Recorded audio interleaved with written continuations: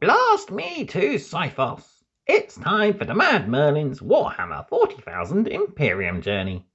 Issue 32, Mission.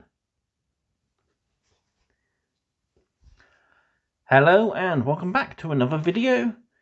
We're continuing the Imperium journey with issue 32 and our new rules and battle report. So our new rules is our faction rules for the Adeptus Mechanicus. So this page gives us all of our different canticles of the Omnissiah, which our tech priests can enact throughout the games. So we'll be able to use these in our mission. You have to use each one only once, and you, as it will show over the page, hang on. It gives you a suggestion that it's a good idea to write down which one you use on each turn, to remind yourself which ones you have and haven't used throughout the game so far. Basically, the canticles will affect any Adeptus Mechanicus units, much like aura abilities will affect the core units.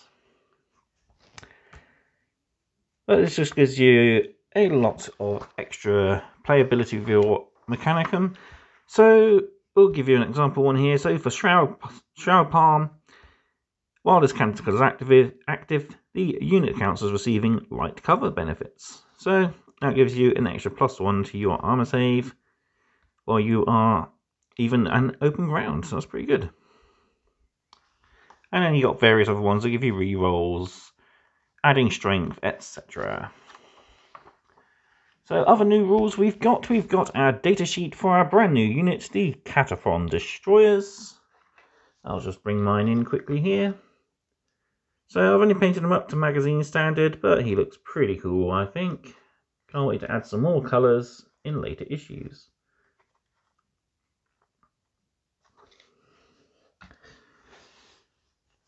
But it gives us, as usual, our profile, how the unit is equipped. So we get 2 models with the Cataphron Plasma Caliber and Cognos Flamer, and one with a heavy grav cannon and phosphor blaster.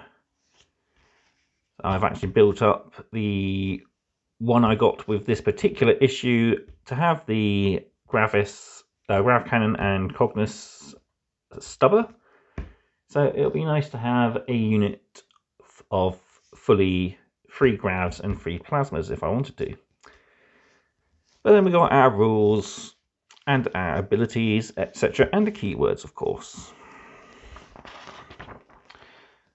On the rear, it gives us rules, tutorials on how to use our weapons. So the Plasma Culverin has the blast rule. So if the unit is 1 to 5, you do d6 for the attacks. If it's 6 to 10, you roll a d6, and even if you roll a 1 or 2, you always get a minimum of 3. And if the unit is 11 plus, you do not roll, you automatically get 6 shots. And then we got rule at the bottom for the heavy grav cannon. So the grav cannon works by using the opponent's armor against them. So if the armor save is 4 or worse, it's a single damage. But if you have a armor save of 3 or better, it doubles the damage, which is pretty good. So on to our mission. It's the Overlord's Advance. So I'll get us set up, and I'll see you shortly. Okay, here we have our mission all set up. So we've got 2 containers which are set up 3 inches outside of the Necron deployment zone on an angle, scattering of crates and barrels, and our ruins which are set up 3 inches from the centre of the battlefield. We've got our Necrons over this side. I've gone for 10 Reaper Warriors, the Overlord, and 5 Immortals. Then we've got our 10 Skitarii Rangers, and our Tech Priest with his Cataphron Destroyer. This is a breakthrough mission. Basically, we've got to get the Overlord to the Mechanicus deployment zone by the end of 5 to claim victory. So, here we go. The Overlord's advance. The Necron Overlord's forces have been stalled by a determined Imperial defense. As the Necron's advance falters, Imperial reinforcements continue to trickle into position, breaking through the Necron blockade and bringing with them supplies and weapons of war. Frustrated by his underlings' lack of success, the Overlord has opted to lead the next assault personally, trusting that his intimidating presence will inspire his legions and intimidate his foes. Necrons, Overlord, break through. If they are to achieve victory over their Martian foes, the Necrons must break through Bastion Tyrax's walls and establish a foothold within the fortress. The Necron Overlord intends to lead this strike personally, directing his phalanxes with precise command protocols and cutting down the enemy with his Void Scythe. Adeptus Mechanicus, Tech Priest Dominus, besieged. The Martian defenders of Bastion Tyrax are well armed and dug in. They must utilize the plentiful cover that separates them from the Necron foe and hold back the Overlord's advance. If the Necrons breach the fortress, the position will become untenable, and the Imperium will be forced to withdraw.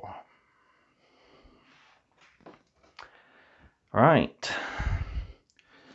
I don't think it states who goes first.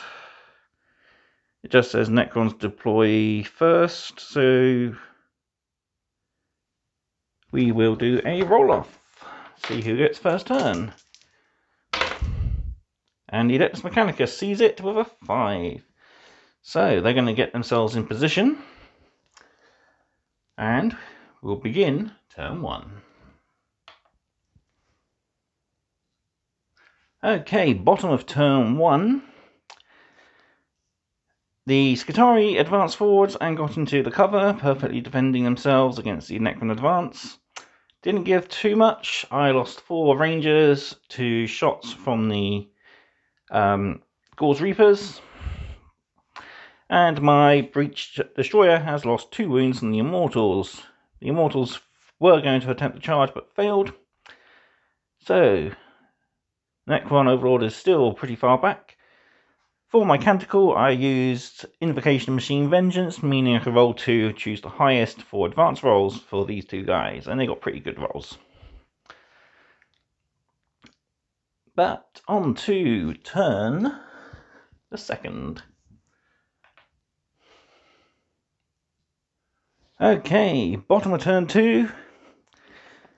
My Dominus activated his... I forgot to use the abilities. So I could have re-rolled 1 hit roll with the plasma. That would have been a... still a miss, so that's great. Okay. Either way, I had 2 guys behind the cover, so they couldn't have got hit anyway. But 1 guy got back up out of the 3 that fell, so that's not too bad. They advanced forwards and did 1 damage to the Breacher.